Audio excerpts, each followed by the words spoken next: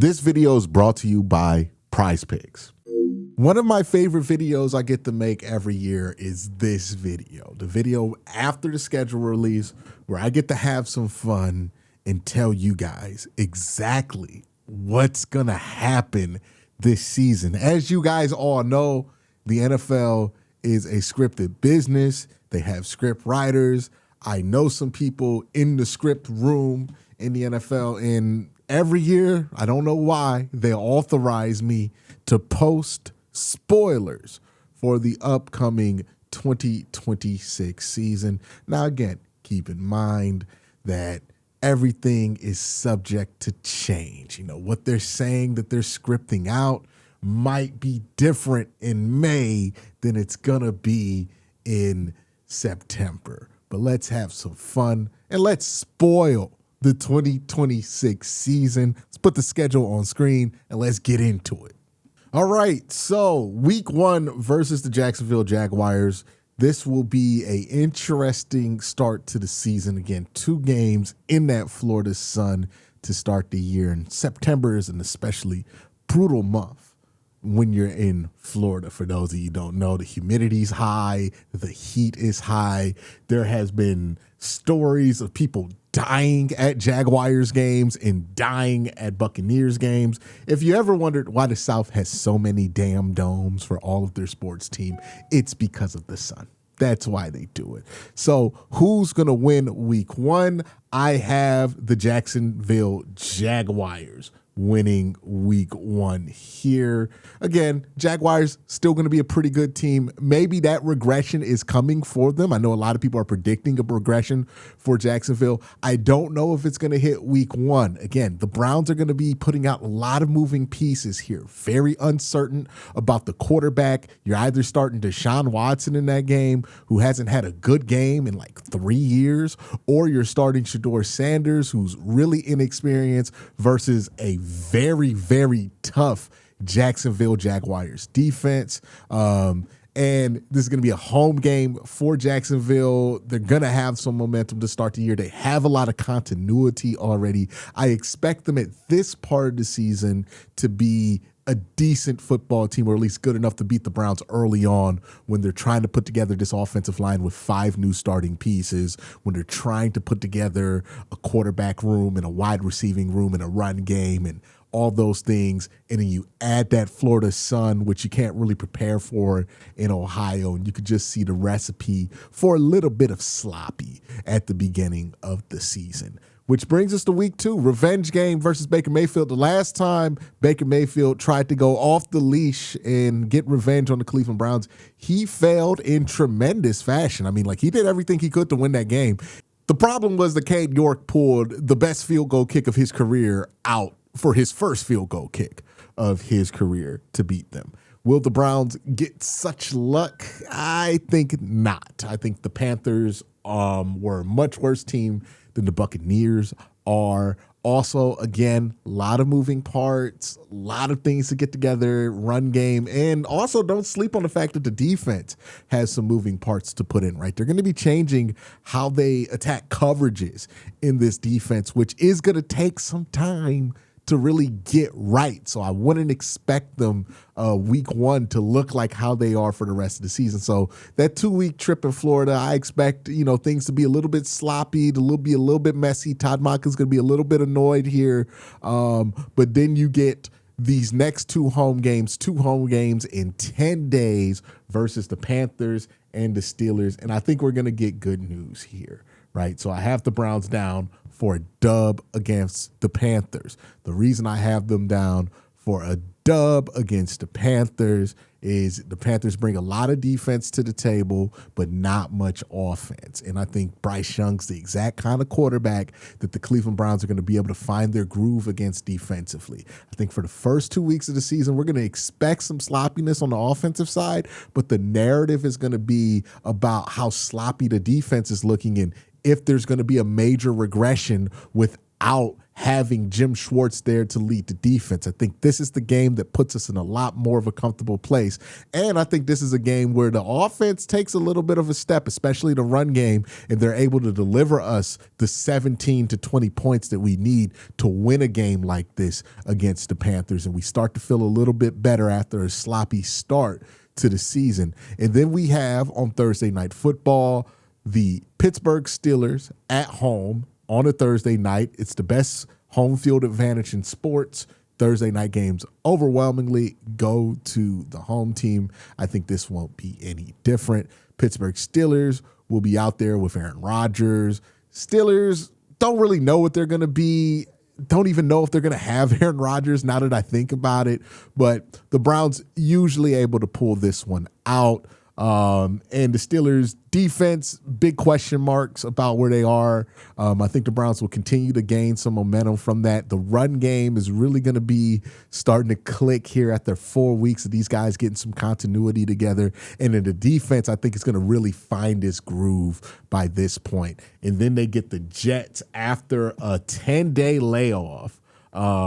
And this is going to be in New York, and I have the Browns in for another win here. Again, I think this is going to be a defensive-oriented win here. We're going to be feeling really good about the Browns' defense after this game. Now we have the Baltimore Ravens, Sunday, October 18th. This one I have as a loss for the Cleveland Browns. I think this will be a competitive game, and I think we'll feel really good about the Browns after this game, but they won't be able to get it out, right? I think the Ravens will sneak this one out. This will be a well-fought game. We'll be like, okay, we're making some steps in the right direction, and we'll feel very good about our chance to beat the Titans, which I think that will be a dub for the Cleveland Browns. So if we're doing the counting right now, 4-3 throughout the first 7 weeks of the season, and we're pretty happy. Now, this is where the darkest part of the season will come into play for the Cleveland Browns, because they play that damn game at Pittsburgh. Now, if you have not been a Browns fan for a very long time,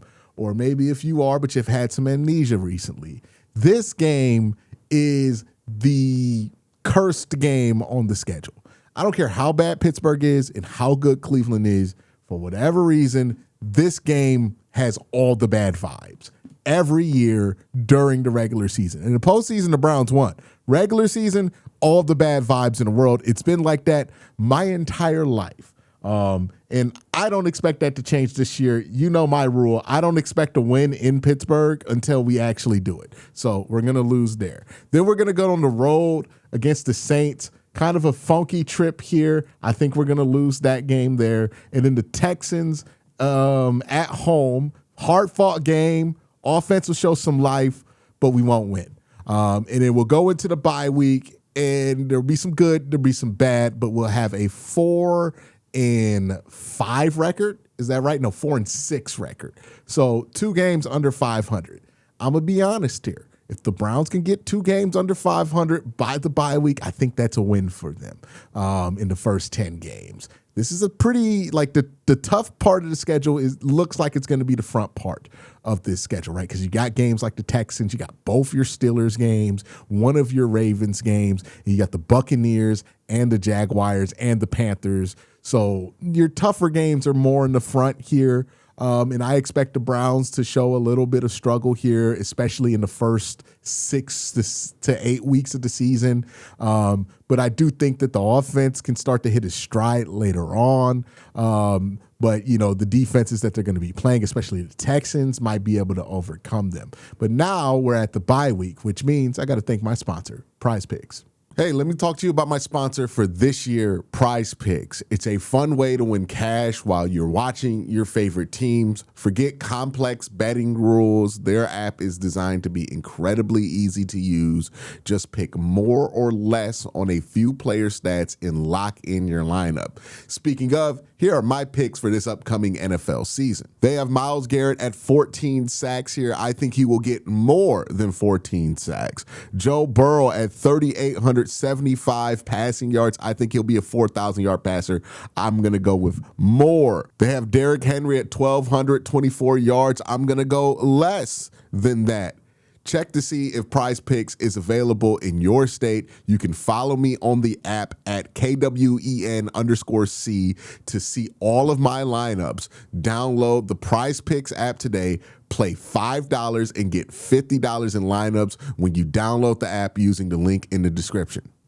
All right, so we're at the bye week. The Browns are 4-6. We feel good about some things. We don't feel great about those last 3 weeks of football. And as always, that Pittsburgh game in Pittsburgh, it just sets a bad vibe for the next about month. So how did the Browns respond to a rough November? Well, they played the Raiders at home. And this is where the Browns season really starts to turn around. I think they're going to get a dub here against the Raiders at home. The offense is going to start clicking. I think we're going to see some life from the passing attack. I think we're going to see some life from the running game. Now, it's also possible here at week 11 that there could be a quarterback change. I don't know if I feel like predicting it because right now this quarterback battle is just so that like I don't feel like one guy is really leading the pack here enough for me to predict who's going to start the year, who's going to finish it. But, you know, it might be a quarterback change there week 12 for the week 12 game. It'd be funny if it's for the second time in a row Shador gets to play and gets his first start of the season versus the Raiders. But they'll win that game, and then they play the Bengals at home, and I think they'll split with the Bengals this year, so I think they're going to get that dub versus the Bengals. Then they play Kevin Stefanski at home, and I think this is going to be one of the wins that we feel really good about this year because we're going to beat Kevin Stefanski and the Falcons, and we're going to do it by scoring points, a lot of points, like let's say 25, 30 points on Kevin, which if you've watched this Browns team, you know that's been a struggle for the Cleveland Browns to get to under Kevin Stefanski here. So all of a sudden, 3 weeks after the bye week, and things have already turned around for the Cleveland Browns. Going into the bye week, they were 4-6, and now they're a 7-win football team. They're kind of in the mix here for a wild card spot, maybe even in the mix for the division here at 7-6, and we're starting to get a little bit excited locally. And then we have another dub for the Browns here to get to 8-6 against the Giants. Again, the Giants are going through some of the similar growing pains that the Cleveland Browns are, right? New coach, new offense, new scheme. They'll have some ups and downs, but the reason I think the Browns will be able to win this one is it's week 15. And if we saw how that Giants team, the health of Jackson Dart just deteriorated as the season went on. The health of Cam Scatterboo just deteriorated as the season goes on. It's very likely that the Giants are a team that can start hot, but they cool off significantly because of injury in the second half of the season.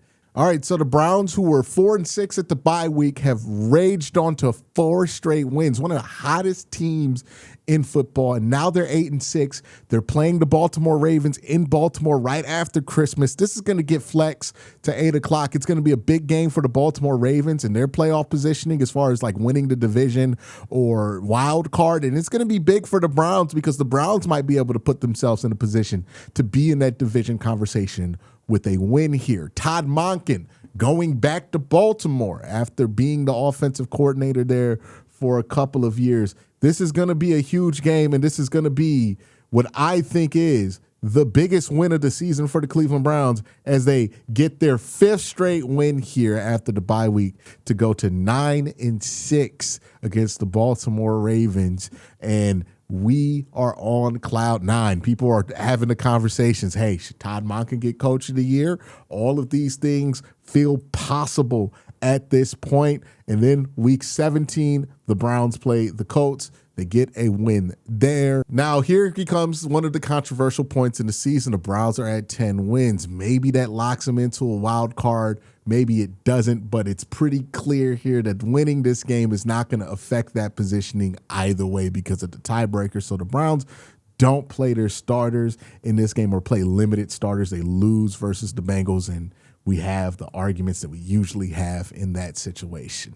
Now, that's just my first season prediction, not really a prediction, spoilers from the NFL script writing office. Always like to have fun when the schedule first gets dropped. So obviously my schedule prediction will evolve as we get to see more and more of this team. Maybe I think they won't have as slow of a start. Maybe I think they will have a slower start than I thought. But we'll see as we go on. Just wanted to have some fun there with the schedule. Let me know what you think in the comment section down below. Y'all have a great day. Have an even better night. Peace.